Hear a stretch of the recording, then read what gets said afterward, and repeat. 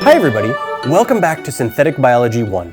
Today we're going to talk about exponential growth in bacteria.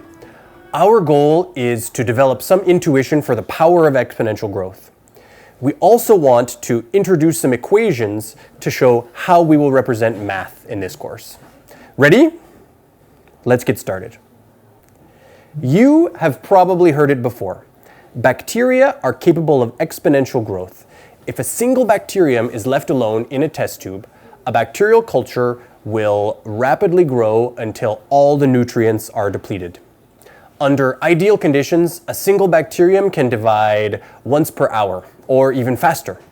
At that rate, we expect 4 bacteria in 2 hours, 16 bacteria in 4 hours, 1,000 bacteria in 10 hours, and 16 million bacteria after 1 day.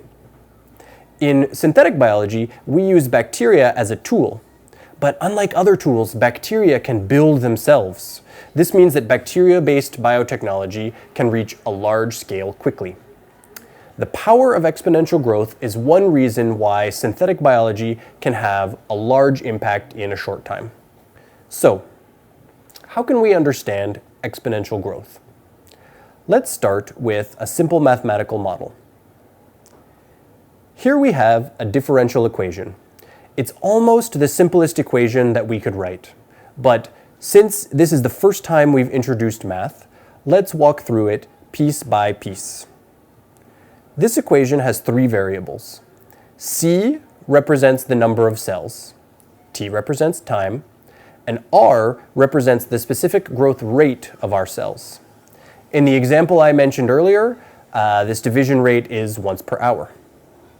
Because this equation describes a physical process, each term has physical units.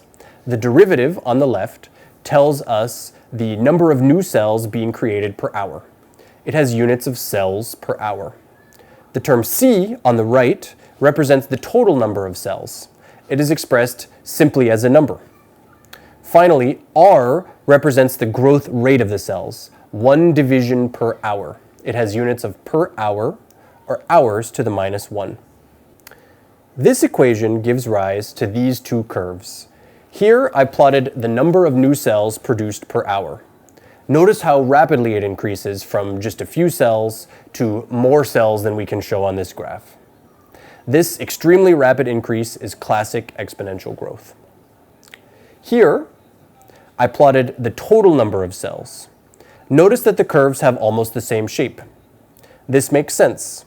During cell division, each cell produces a new cell. Therefore, the creation of new bacteria is exactly proportional to the number of existing bacteria. The differential equation for exponential growth has an exact solution, shown here.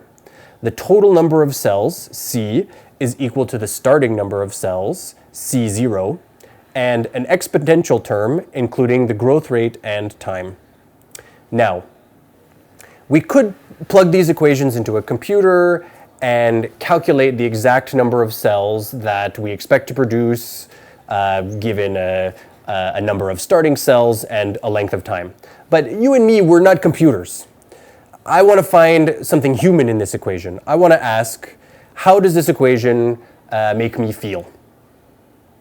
To get an intuition for this model, I'm going to perform a simple thought experiment to see if the model matches my view of reality.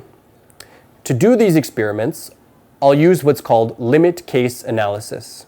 We're going to push the parameters of this model to the limit using the largest and smallest values that we can possibly imagine and see if the model behaves reasonably.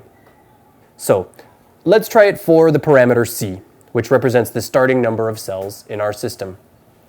What is the smallest number of cells you can possibly imagine? 1 cell? What about 0 cells? how does our model behave when we start with 0 cells? Well, in this case, it doesn't matter what the growth rate is. Anything times 0 is 0, so no new cells are created, and the population is still 0 at any future time. Does this make sense? Of course it does. If you start with nothing, you get nothing. So, our model is good. Now let's go the other way. What happens when the number of cells becomes very large?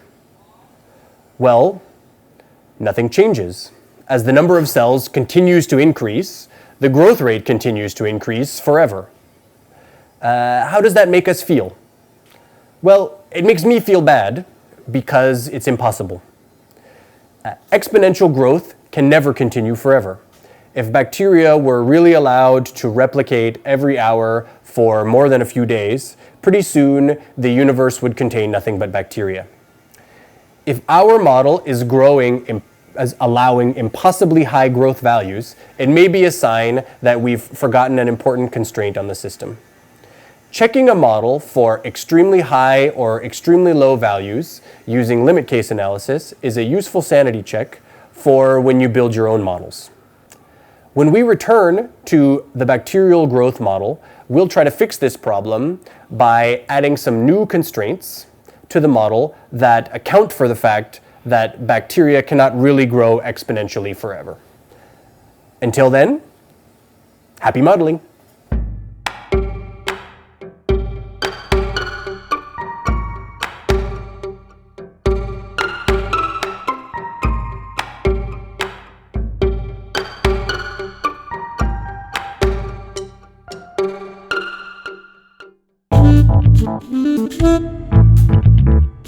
Thank you.